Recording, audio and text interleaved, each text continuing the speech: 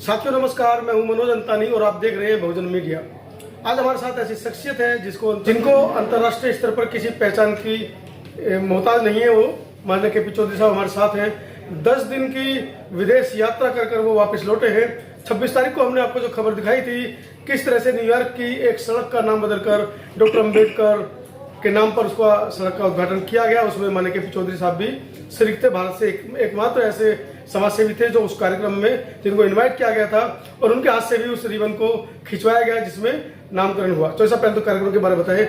हमारे देश के लोग बड़े इच्छुक है कि अमेरिका में जाके बाबा साहब के नाम का जो डंका बजा है, जो सड़क का उद्घाटन हुआ, उसके बारे में थोड़ा दर्शकों को बताइए। देखिए, मुझे श्री गुरु रविदास महासभा न्यूयॉर्क द्वारा निमंत्रण जब मुझे मिला कि आपको इस कार्यक्रम में शिरकत करनी है, तो मुझे लगा कि मेरा ये बड़ा सौभाग्य है कि मेरे जैसे कार्यकर्ता को इन ऐतिहासिक पलों का गवाह होने का सौभाग्य मिल रहा है। तो मैंने तुरंत फैसला लिया। हमने अपने चेयरमैन इंजीनियर राजेंद्र प्रसाद जी से बातचीत की, अपने जय भगवान बहुत जी सभी साथियों से बात की। उन्होंने कहा नहीं, महासंघ का इतिहास रहा है। चाहे 2013 में जब स्वर्गीय हमारे बलजीत सिंह भारती वी एस भारती साहब चेयरमैन थे, तो तब हम दोनों, बल्कि उस समय हमारे सीबी रावत साहब उस समय के सेक्रेटरी फाइनेंस, हम तीनों लोग, बल्कि मैं कहूँगा 4 आदमी, उस समय के हमारे जो लीगल सेक्रेटरी थे मनोज गोरकेला जी।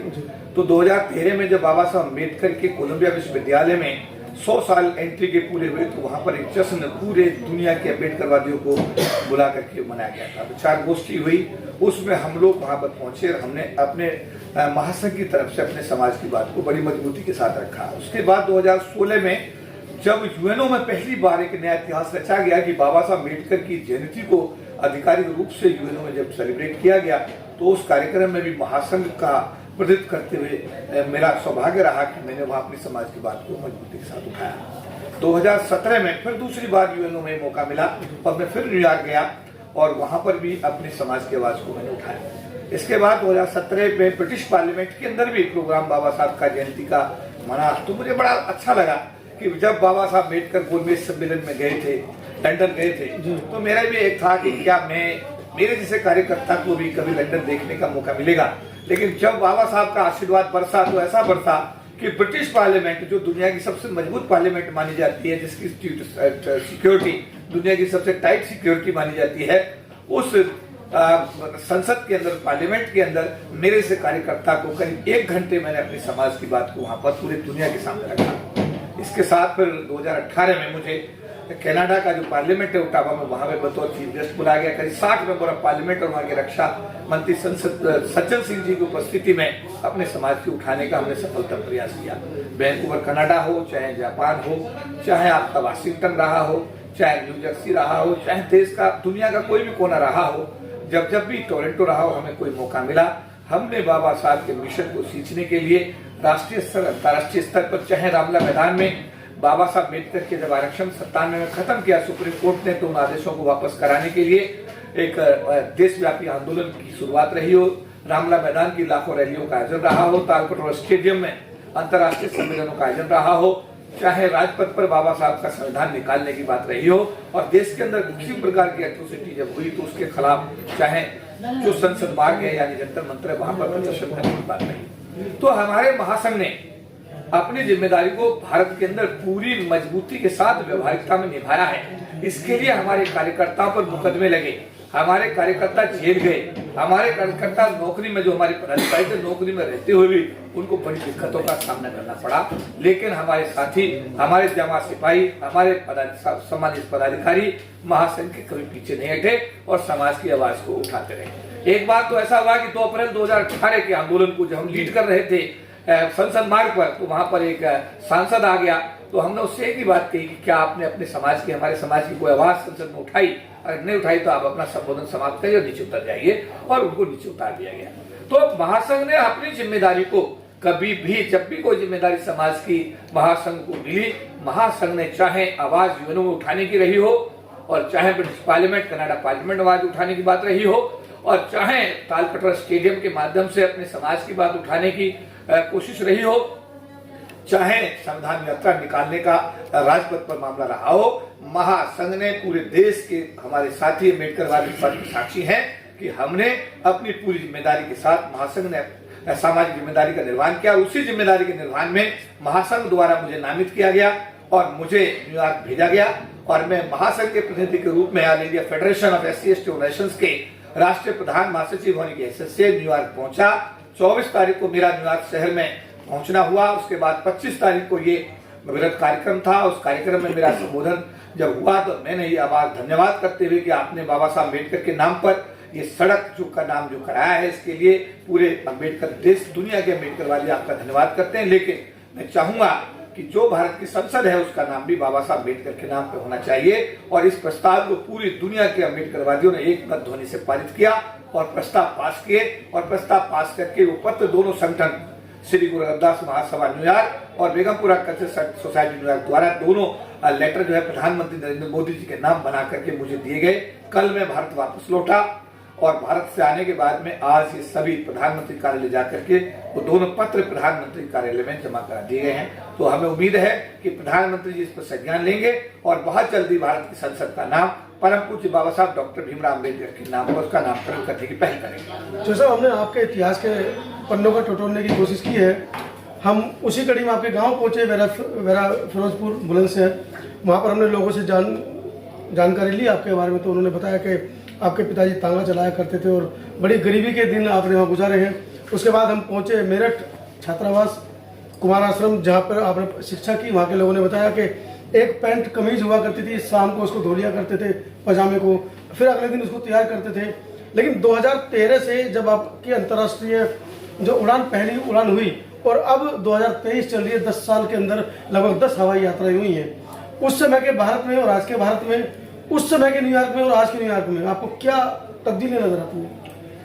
देखिए, मैं कहूंगा कि बाहर मैंने देखा कि अम्बेडकरवाद और मजबूत हुआ है जी। बाबा साहब अम्बेडकर के प्रति जो सम्मान है वो बढ़ा है। एक तरफ भारत के अंदर जो बाबा साहब अम्बेडकर के प्रति जो लोगों की दुर्भावना है वो अभी कम होती दिखाई नहीं दे रही है और जातिगत दुर्भावना के चलते जूती से पानी पिलाना, 12-14 साल की लड़की के साथ रेप कर देना, किसी को पेशाब कर देना, किसी के साथ भी किसी प्रकार की जातिगत आधार पर उसको प्रताड़ित करना, ये भारत के अंदर आम बात है। लेकिन जहां तक आपने अभी भारत के बाहर की बात कही, वहां पर मैंने ये महसूस किया कि अम्बेडकरवादी और अम्बेडकरवाद मजबूत हुआ है और उसी का परिणाम है कि 2 बार यूएनओ जैसे संस्थान में परम पूज्य बाबा साहब डॉक्टर भीमराव अम्बेडकर की जयंती मनी और इस साल भी वहाँ के प्रशासन द्वारा बाबा साहब अम्बेडकर की जयंती को न्यूयॉर्क स्थित जो यूएनओ हेडक्वार्टर है उसमें मनाया गया। इसी कड़ी में जैसे मैंने कहा कि हमारे साथी कनाडा में काम करते हैं, चंचल बहन जी हैं, हमारे बहुत सारे अपने रतन कौल जी हैं, हमारे गुरुकुलाल घट्टू साहब, ये सारे लोग, इन्होंने भी एक इतिहास रचा पिछले दिनों में और जो संसद है कनाडा की 6 दिसंबर को वहाँ एक कार्यक्रम रखा और वहां पर पूरे विश्व के अम्बेडकरवादियों को बुला करके बाबा साहब की पुण्यतिथि को वहां पर मनाया गया। तो इस तरीके से मैं ये देख रहा हूँ कि जो अम्बेडकरवाद है बाहर के देशों में बहुत मजबूत हो रहा है। अम्बेडकरवादी मजबूत हो रहे हैं, आर्थिक रूप से भी अम्बेडकरवादी मजबूत हुए हैं, सामाजिक रूप से भी मजबूत हुए हैं, उनका एक कॉन्फिडेंस लेवल भी बढ़ा है। लेकिन ये भारत के अंदर अभी बाकी है। हम सब लोग इसी कोशिश में है कि भारत के अम्बेडकरवादी की ऐसा दिन कब आएगा जब वो सामाजिक बराबरी और आर्थिक बराबरी का जीवन जीने के लिए उनको अवसर मिलेगा और हमारा भारत एक सशक्त भारत बनेगा। तो साहब, आपको नहीं लगता कि आपने भी कहा कि अम्बेडकरवाद विदेशों में बड़ा है, लेकिन उसके बावजूद वहाँ पर जातीय उत्पीड़न को लेकर कानून बने हैं, इसका मतलब कहीं ना कहीं वहाँ पर भी ऐसे उदाहरण प्रस्तुत किए जा रहे होंगे? देखिए, भारत का जब आदमी यहाँ से बाहर जाता है तो जातिवाद की गठिया यहाँ तो रखता ही है, यहाँ से बांध के साथ ले जाता है। उसकी मानसिक लेवल में किसी प्रकार का कोई परिवर्तन नहीं है। मैंने देखा कि इंग्लैंड के अंदर तो कानून बनाने की स्थिति हो गई है, वहां का कानून बना भी है, इसको हिंदू जो हमारे सांसद हैं, हिंदू वाली सोच के सांसद उसे पारित नहीं होने दे रहे। तो ये कई जगह अंग्रेजों को कहा गया कि हम इसके नीचे काम नहीं करेंगे, ये तो हमारे वहां का इंडिया का है, ये तो हमारे यहाँ छूट माना जाता है, हम इसके नीचे काम नहीं करेंगे। तो जो स्थिति आपने बताई है वो स्थिति निश्चित रूप से भारत का आदमी जब बाहर गया है तो जातिवाद की गठिया साथ लेकर गया है और वहां वो कोशिश करता है कि वो जातिवाद के हिसाब से वहां व्यवस्था को चलाए। लेकिन खुशी की बात यह है कि उसका जातिवाद वहां पर सफल नहीं हो पाता, क्योंकि भारत के अंदर जातिवादी लोगों को भारत का प्रशासन सपोर्ट करता है, भारत की व्यवस्था सपोर्ट करती है, भारत का सामाजिक सिस्टम सपोर्ट करता है, लेकिन बाहर के देशों में ना तो वहां का प्रशासन उन्हें सपोर्ट करता है, ना वहां की सामाजिक व्यवस्था सपोर्ट करती है। इसलिए कई बार जातिवादी जो लोग हैं वो अपनी भावना जो है, जो दुर्भावना उनकी है, उस दुर्भावना को उसको अमली जामा पहनाने में वो फेल हो जाते हैं। तो साहब अभी आपने कहा कि चलो वहाँ पर कानून बन गया है, भारत में भी जब कानूनों के साथ छेड़छाड़ हुई तो हम भी 2 अप्रैल वाले आंदोलन में आपके साथ थे। पूरी LIC की आपकी टीम थी, SC/ST वेलफेयर एसोसिएशन की पूरी टीम थी, जिन्होंने पूरे कर्नाटक प्रदेश को जाम ही कर दिया था। लगभग 6-7 बजे तक बड़ी मशक्कत के बाद पुलिस वालों को वो जाम खुलाना पड़ा। वो सारे एविडेंस सोशल मीडिया पर, समता पर मौजूद है। लेकिन आपको नहीं लगता कि वर्तमान में जिस तरीके से सरकारें काम कर रही हैं और अधिकारों का हनन हो रहा है, उसमें 2 अप्रैल की तरह या तो एक बड़े आंदोलन की जरूरत है या फिर संसद को अपने कब्जे में करने की बहुजनों को जरूरत है? मैं तो ये कहूंगा कि जब हम इकट्ठा हुए हैं तब तक हमें कुछ ना कुछ प्राप्त हुआ है। जब हम बिखरे हैं तो हम हमेशा नुकसान में गए। मेरा आज ये आपके टीवी चैनल के माध्यम से ये कहना है कि हम सभी साथी जो अम्बेडकरवादी अपने आप को क्लेम करते हैं या नहीं वो बात नहीं है, बट क्लेम जो भी कर रहे हैं या इस दिशा में जो बाबा साहब से प्यार करते हैं, वो अपने संगठनों की सीमाओं से ऊपर आए। अपने जातिगत जो उनकी जो सीमा है, कई बार हमने देखा कि चमार अधिवेशन हो रहा है, जाटव अधिवेशन हो रहा है, ये सारी चीजें हो रही हैं कि कहीं ना कहीं बाबा साहब अम्बेडकर के मिशन को धक्का इसलिए पहुंचाती हैं कि बाबा साहब अम्बेडकर एक नाम देकर गए हैं अनुसूचित जाति जनजाति, scheduled caste and scheduled tribe. मैं समाज के लोगों को आह्वान करूंगा, अपील करूंगा कि आप लोग बाबा साहब को पढ़िए और बाबा साहब को पढ़िए और बाबा साहब को फिर पढ़िए। अगर बाबा साहब को आपने पढ़ लिया तो आपकी सभी समस्याओं का समाधान हो जाएगा। अरे एक बात है, समाज बाबा साहब तो सब कुछ देकर गए हैं, लिख कर गए हैं, कोई अछूता कोई अध्याय छोड़कर नहीं गए हैं। काशीराम जी के कथन कि जो बाबा साहब लिख गए, जो बाबा साहब कह गए, जो बाबा साहब कर गए, जो ज्योतिबा फुले कर गए, उसमें मुझे दिमाग नहीं लगाना है, मुझे तो उसे इम्प्लीमेंट करना है। मुझे देखिए हमारे जो लोग हैं वो बाबा साहब के मामले में भी दिमाग लगाते हैं, वो ज्योतिबा फुले की सोच पे भी दिमाग लगाते हैं, कई बार अपने आप को उनसे बड़ा ज्ञानी सिद्ध करने की कोशिश करते हैं। तो मैं ये कहना चाहूंगा कि बाबा साहब तो बाबा साहब थे, बाबा साहब हैं और बाबा साहब रहेंगे। अगर हम उनको सब मिलकर के फॉलो कर लें तो मुझे लगता है कि हम सबका जीवन उद्धार हो जाएगा। डॉक्टर अम्बेडकर ने एक बार अपने मंच के वक्तव्य में कहा लोगों से, सिट टुगेदर, मार्च टुगेदर, थिंक टुगेदर, मतलब पूरे समाज को एकत्र करने की उन्होंने बात कही। लेकिन वर्तमान की परिस्थिति में क्या आपको लगता है कि बहुजन समाज के नेता या बहुजन समाज के समाजसेवी जो संगठन है वो इस तरफ बढ़ रहे हैं या इस तरफ सोच रहे हैं, क्योंकि सभी के साथ अपनी अपनी महत्वाकांक्षाएं हैं? 2 अप्रैल का आंदोलन इस बात को सर्टिफाइड करता है कि बिना किसी नेता के आंदोलन हुआ, आंदोलन सफल हुआ, भारत की सरकार बैकफुट पे आई, SC/ST एट्रोसिटी एक्ट को सरकार को अमेंड करके नेकी दोबारा से इन्फोर्स करके पार्लियामेंट में उसका संशोधन करना पड़ा, बिना किसी नेता के। समस्या नेता के साथ ही तो पैदा हो रही है जी। मैं और मेरा संगठन, उससे पूछते आदमी कितने, एक भी नहीं, मैं और मेरा संगठन। राष्ट्रीय अध्यक्ष है गली नंबर 5 के। अरे भैया आप बताइएगा, अगर हम महासंघ चला रहे हैं, LIC का संगठन चला रहे हैं जी, तो निश्चित रूप से हमारा नेटवर्क जो होगा वो गुवाहाटी में भी होगा, हमारा नेटवर्क जालंधर में भी होगा, हमारा नेटवर्क जो है राजकोट में भी होगा, हमारा नेटवर्क मुंबई में भी होगा, पूरे देश में होगा। लेकिन व्यवहारिकता में हम ये देखते हैं कि ऐसा नहीं होता है कि राष्ट्रीय अध्यक्ष तो है लेकिन उनके साथ लोग नहीं जी, और उनका अपना एक पर्सनल एजेंडा है कि बाबा साहब अम्बेडकरवाद को, बाबा साहब का अम्बेडकरवाद को कितने अच्छी तरीके से बेचना है।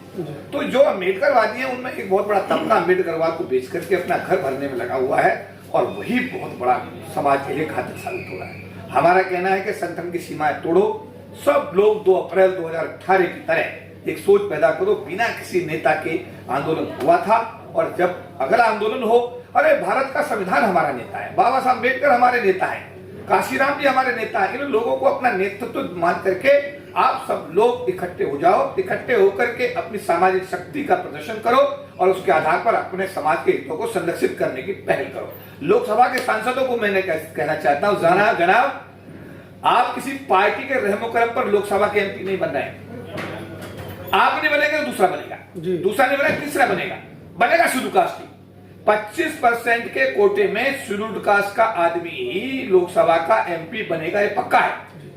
इतना सा त्याग अगर हम कर देंगे, मैं नहीं बनूंगा तो राजेंद्र प्रसाद जी बन जाएंगे, राजेंद्र प्रसाद जी बने जय भगवान बोध बन जाएंगे। इतना सा त्याग करना है, लेकिन गुलामी नहीं करनी है और समाज के हितों के साथ समझौता नहीं करना है।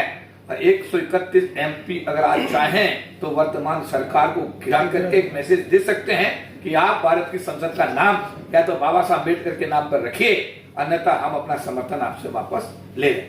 लेकिन इसके लिए आदमी में सोच होनी चाहिए, उसका विजन होना चाहिए और उसका जो अम्बेडकरवाद है वो क्लियर होना चाहिए। हम लोग क्या सोचते हैं कि हमें पार्टियां टिकट देती हैं, हम लोकसभा में आते हैं, उसी कोटे से हम मंत्री बनते हैं। अरे भैया, जो मंत्री थे आज 5 साल पहले, आज वो सड़क पे घूम रहे हैं। जी। आज जो मंत्री हैं 2024 के बाद ये सड़क पे घूमेंगे। सच अगर ये है तो जो मौका मिला है 5 साल काम करने का, अरे अपने समाज के लोगों के आंसू पूछो, अपने समाज के लोगों का काम करो, अपने समाज के बीच जाओ, समाज की बात करो, समाज के मुद्दों को आप जो है रिजोल्व करने की पहल करो। क्योंकि जब सच यह है कि आप परमानेंट नहीं है और 5 साल के बाद अगर आपको भी बाहर का रास्ता देखना है तो 5 साल का जो बाबा साहब ने आपको अवसर दिया है, अरे उस 5 साल में तो समाज के लिए कुछ करके दिखाओ।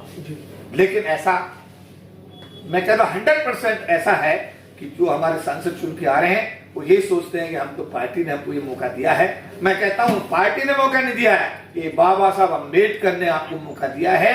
बाबा साहब अम्बेडकर का आप पर कर्जा है, इसलिए आप जो ये मौका बाबा साहब अम्बेडकर की 25% की आरक्षण, अरे ऐसा होता राज्यसभा में बाबा साहब की कलम नहीं चली, 250 के हाउस में अगर कलम चल गई होती 25% की तो एक अच्छी खासी संख्या। 250 का 25% अगर हम निकालते हैं तो करीब 60 के आसपास बनता, 60। लेकिन आज तक राज्यसभा के अंदर कुल मिलाकर 8, 6, 7, 8, 10 से फालतू शुरू कास्ट के लोग नहीं हुए। लेकिन अगर वहां 25% का आरक्षण राज्यसभा में लागू हो गया होता तो वहां पर भी 25% के हिसाब से 250 के हाउस में आपके एक भी कम नहीं होता। इसका मतलब यह हुआ कि जो कुछ भी आपको मिल रहा है वो बाबा साहब अम्बेडकर की वजह से मिल रहा है, पार्टी की वजह से नहीं मिल रहा है। इतना सेक्रीफाइस करिए कि तुम नहीं तो तुमसे ही कोई ना कोई एससी को लड़ेगा और तुम नहीं तो तुम्हारे को दूसरा एससी आएगा, लेकिन वो जनरल को नहीं लड़ा सकते। अगर ये सोच हमारे सांसदों में पैदा हो जाए तो मुझे लगता है कि कौम के लिए नया सवेरा होगा। सब चलते चलते का आखिरी सवाल, आपने कई बार अपने वक्तव्य में कहा है जिस ओर जमानी चलती है उस ओर जमाना चलता है। अगले वर्ष चुनाव है लोकसभा के और एक बहुत बड़ी आबादी हमारे देश के अंदर बहुजन समाज के युवाओं की है। क्या आप ऐसा संदेश उनको देना चाहेंगे कि वो कम से कम बहुजनों की सरकार बनाने में टुकड़ों में जो बिखरे हुए हैं, कहीं सेना है, कहीं आर्मी है, कहीं कोई है, कोई पार्टी है, वो सब मिलकर एक साथ एक छाते के नीचे आए और अपनी सरकार बनाए? मेरा तो देखिए यही कहना है कि सबसे बड़ा वोट बैंक इस देश में अनुसूचित जाति जनजाति समाज का है। जो 2 किलो अनाज में कई बार गड़बड़ हो जाता है, कई बार और दूसरी चीजों से हो जाता है, तो उनको ये सोचना चाहिए कि आप अनाज देने वाले बनिए, अनाज लेने वाले मत बनिए। जी, मैं अपने समाज को अपील करना चाहता हूं, आप बहुत ताकतवर हैं, आप अंबेडकर की औलाद हैं, अंबेडकर की संतान है, बाबा साहब के आप वंशज हैं। आप उस समाज से आते हैं जिसने भारत का संविधान बनाया और दुनिया का सबसे योग्य व्यक्ति डॉक्टर बी आर अम्बेडकर है। आप और हम सब उनके वंशज हैं, तो हमसे बड़ा सौभाग्यशाली और हमसे बड़ा मजबूत कोई आदमी भारत में दूसरा नहीं है। इसलिए आप जो काशीराम जी का कंसेप्ट था कि देने वाले, और बाबा साहब का कंसेप्ट है देने वाले बनिए। आप लेने की सोच त्यागिए, अपनी सरकार बनाइए, अपने वोट को सदुपयोग करिए, अच्छे लोगों को लोकसभा में भेजने के लिए एक पहल करिए, और जब अच्छे लोग लोकसभा में आएंगे तो सरकार आपकी होगी, और आपकी होगी तो आप लेने की वजह देने वाले बन जाएंगे। इसलिए जो छोटा लालच आपको दिया जाता है वोट के लिए, मेरा अनुरोध है आपसे कि उस लालच से उभर करके ऊपर आइए और बाबा साहब की सोच को साकार करके आने वाले 2024 में अपनी सरकार बनाने की एक जो ना पहल करिए। तो साथियों, बड़ा एक सारगर्भित विचार निकल कर आए पूरे साक्षात्कार में। 2024 आने वाली है, आपको क्या करना है चौधरी साहब ने स्पष्ट शब्दों में बता दिया है। अधिकार आपको चाहिए, संसद में अधिकार बनते हैं, वहां पर कब्जा करना है, बाबा साहब की उंगली के इशारे को समझना है, तो आपको 2024 में अपनी सरकार बनानी होगी। वीडियो के बारे में अपने कमेंट जरूर लिखें। और हाँ, भारत में तो बाबा साहब के साथ क्या हस्त्र होता है आपको पता है। कोई चश्मा तोड़ देता है, कोई उंगली तोड़ देता है, कोई रात के अंधेरे में जिसकी औकात नहीं है दिन में बाबा साहब के चरणों में पुष्प रखने की, वो रात के अंधेरे में पूरी प्रतिमा को तोड़ जाता है। उन्हीं बाबा साहब का डंका आज विदेश गुजरा है। क्या आपको कहना है कमेंट सेक्शन जरूर लिखिए। बहुत बहुत धन्यवाद चौधरी साहब, अपना कीमती समय देने के लिए। धन्यवाद। जय हिंद। बताया।